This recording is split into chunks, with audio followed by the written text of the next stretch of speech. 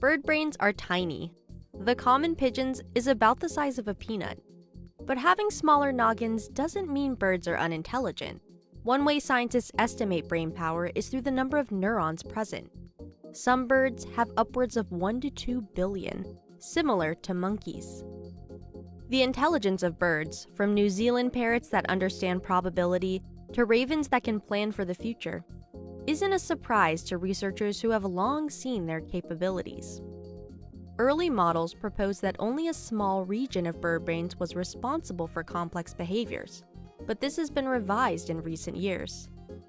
Still, the detailed internal organization of bird brains hadn't been explored until now. 2 new studies in Science dig into their structure and function, revealing even greater similarities to mammalian brains.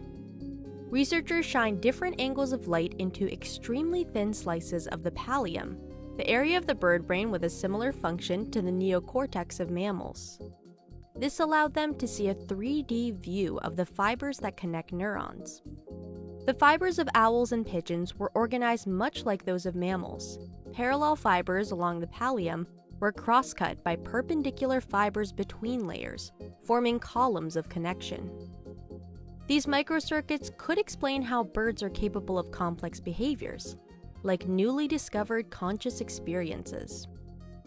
Researchers tested whether crows are aware of what they see and do.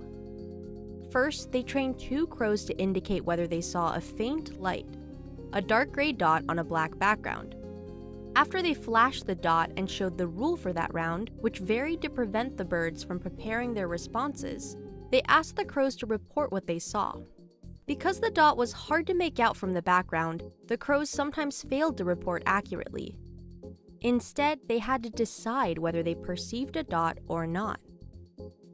Researchers inserted electrodes into the crows' brains to monitor how hundreds of neurons responded during this exercise. When the crows indicated that they saw a stimulus, hundreds of neurons fired before they made their selection. Those same neurons were silent when the birds demonstrated that they didn't see the faint dot.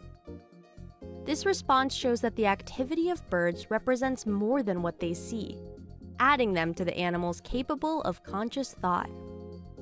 Although the most recent common ancestor of birds and mammals was alive about 320 million years ago, both these studies show striking similarities between their brain capabilities. Bird brain may soon become an insult of the past.